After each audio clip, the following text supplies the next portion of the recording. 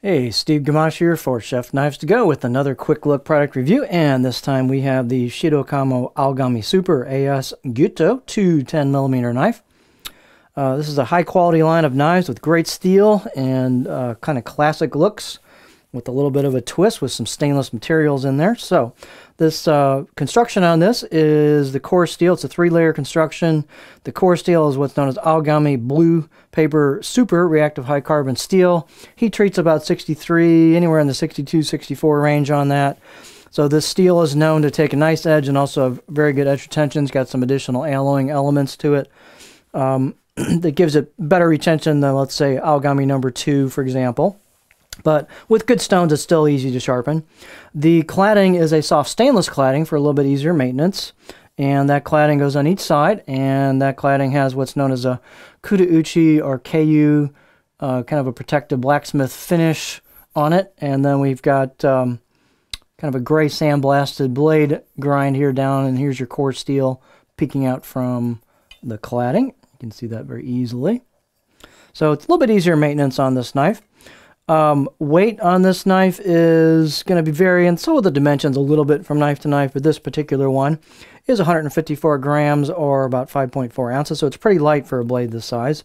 Edge length, these are a little oversized, so this is about 217 millimeters on the edge, or about 8.5 inches, so kind of a nice compromise between a 210 and a 240.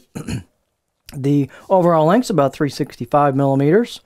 And then the spine thickness, these are a little bit thicker coming out of the handle. They actually slim down really fast, so above the back of the heel here, about 3 millimeters is what I have. They're going to get a little variance here, but then it starts to have a little bit of a distal taper to it, and about halfway down I got about 1.9, and that pretty much holds that until you get to the grind.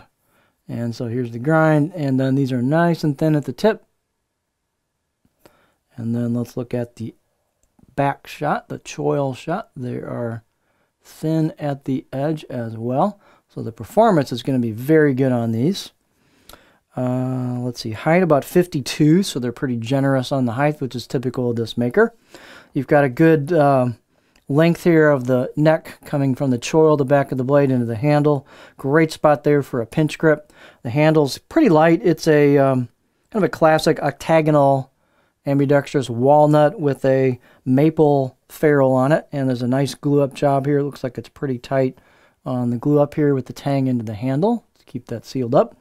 Fit and finish is nice on the handle. It's got a cool look to it. It's fairly light, so that brings the balance point to pretty close to neutral. So there's your balance point with the finger right there. Pinch grip is almost, for me, for my hands, on the money, so it's very neutral type of feel. It feels nice and light and flickable. And it is actually pretty light for a blade this size. Again, fit and finish. We've got nice fit and finish on this. I'm going to give this a 7 out of 10 on my scale. Had a nice edge on it with some polish to it, so it's pretty doggone sharp out of the box. Again, nice fit and finish on these. Here's the right side of the blade as you'd be using it and holding it.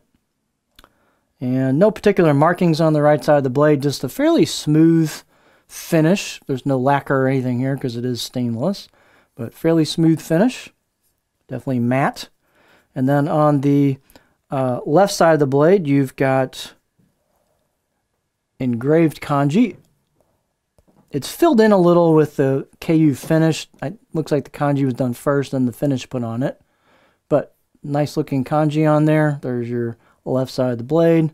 They've done a good job of relieving the spine a little bit, relieving the choil a little bit, so it's ready to go right out of the box. Clean grinds, nice and straight. Very good craftsmanship on these. Let's take a look at the cutting edge profile. So this has got a really classic look, but again, it's got that stainless cladding on it, so it does help maintenance a little bit. The only thing that's going to start to gain a patina on it in color is going to be the edge, which really is a cool look. It's a nice contrast once you get this thing in use. So here's your cutting edge profile. This is a pretty kind of middle of the road edge profile. You've got a little bit of a flow into the heel, a little bit of back belly there, but pretty flat for in this section right here, and a nice kind of gentle belly, pretty balanced belly curve towards the tip. So I can get pretty high on a rock. This will rock really nice. And you've got some chopping towards the back. You can do tip draws, although you can see the handle's got to come up a bit for that. but pretty good just overall balanced profile for this. So if you're looking for something, again, I hate to reiterate myself too much, but with classic looks, but modern, stainless type construction on the cladding, and very good craftsmanship, nice looking blade, again, just a really good quality knife.